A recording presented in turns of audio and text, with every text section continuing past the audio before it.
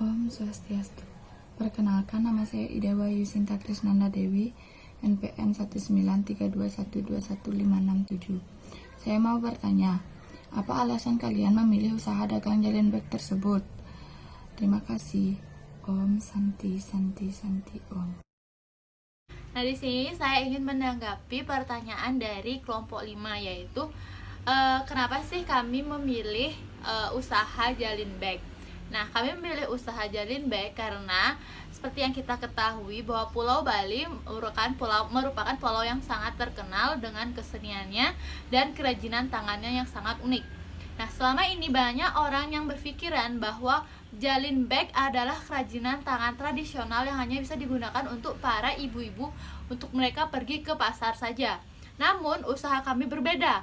Berawal dari ide ingin membantu para pengrajin di Bali yang terkena dampak dari pandemi COVID-19 ini, kami berinisiatif mengkreasikan tas jalin bag yang dulunya dianggap sebagai tas untuk pergi ke pasar oleh ibu-ibu menjadi tas yang terlihat mewah dan mengikuti tren masa kini tanpa menghilangkan ciri khas ataupun kreativitas khas Bali itu sendiri. Nah, dengan perkembangan zaman yang pesat dan era yang modern, nah jalin bag bisa sedikit direvisi menjadi jalin bag yang modern dengan nuansa baru untuk para kalangan anak muda maupun ibu-ibu yang hendak digunakan sebagai ajang fashion baru, karena kami sudah mengkreasikan bagaimana jalin bag yang dulu dikenal oleh masyarakat adalah tas untuk ke pasar menjadi tas yang mewah dan fashionista.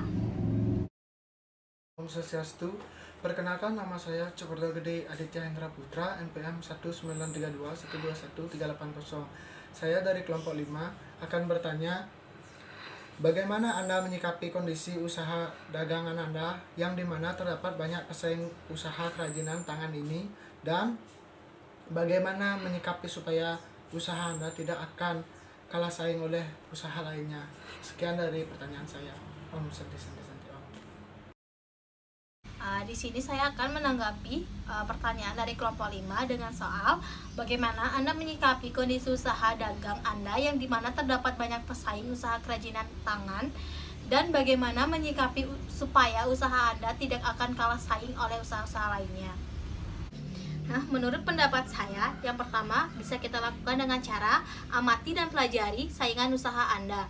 Nah, dimana yang pertama harus dilakukan adalah dengan mengamati perilaku persaingan atau kompetitor usaha Anda. Anda harus mempelajari apa saja yang membuat produk mereka diminati banyak masyarakat dan banyak orang.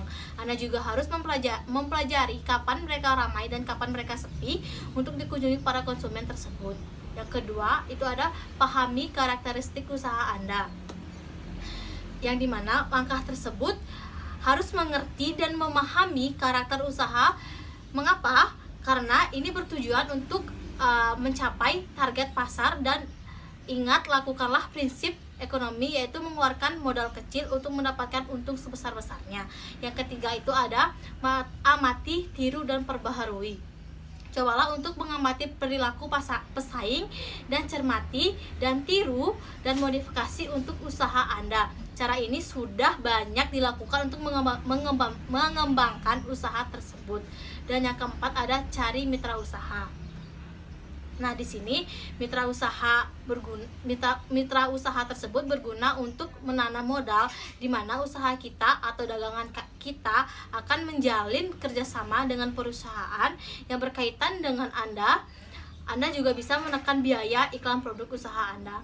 Nah, yang kelima ada beri potongan harga atau diskon, yang dimana ini bertujuan untuk menarik minat atau masyarakat dengan cara menjadi cara ampuh yang untuk meningkatkan penjualan yang biasa kita gunakan dengan cara memberi harga diskon. Nah, yang keenam itu ada gunakan internet marketing. Nah, di sini para konsumen cenderung ingin berbelanja online dalam ruang yang lebih privat dan terhindar dari keramaian. Di sini internet membuka pintu yang sangat lebar bagi Anda untuk berinovasi dengan usaha dagangnya. Anda juga dapat menampilkan produk bisnis pada website, blog, atau Facebook dan media lainnya seperti Instagram. dan dengan memasang foto-foto yang sekiranya dapat menarik konsumen tersebut. Di sini juga Anda dapat berinteraksi secara langsung dengan konsumen tanpa dibatasi ruang dan waktu. Terima kasih. Perkenalkan, nama saya Dewa Widyaniti Pratnyani, NPM 1932121170. Saya ingin bertanya, apa yang kalian lakukan jika bisnis yang kalian jalani mengalami penurunan pada penjualan tersebut? Terima kasih. Perkenalkan, nama saya Made Putri Maharani, NPM 1932121259. Di sini saya akan menjawab pertanyaan dari Dewa Widyaniti Pratnyani dengan soal apa yang akan kalian lakukan jika bisnis yang kalian jalani mengalami suatu penurunan pada penjualan. Ketika bisnis yang kita jalani mengalami penurunan pada penjualan, maka kita harus segera melakukan cara supaya bisnis kita laku kembali di pasaran. Nah, dengan cara melakukan evaluasi pada bisnis kita. Yang kedua, meningkatkan kualitas dan kuantitas barang atau pemasaran. Kemudian menetapkan tujuan atau target pemasaran dan menggunakan teknologi dengan baik. Sekian dan terima kasih. Om Swastiastu. Saya R. Satria Agung Putra dengan NPM 19321211012 ingin bertanya, kegiatan promosi seperti apa yang akan kalian lakukan untuk meningkatkan profit ke depannya? Sekian dan terima kasih. Om Santi Om. Baik, saya akan menjawab pertanyaan yaitu mengenai kegiatan promosi apa yang akan Anda lakukan untuk meningkatkan profit ke depannya. Nah, kegiatan promosi yang pertama kali kami lakukan yaitu mempromosikannya melalui media cetak atau sosial media dan tidak hanya itu saja. Kami juga mempunyai website sendiri untuk mempermudah transaksi dan kami juga akan mengikuti event-event atau kegiatan mahasiswa maupun bazar untuk memperluas atau memperkenalkan karya kami ini. Sekian dan terima kasih. Swastiastu. Perkenalkan, nama saya Kadejika Paramita, NPM 310.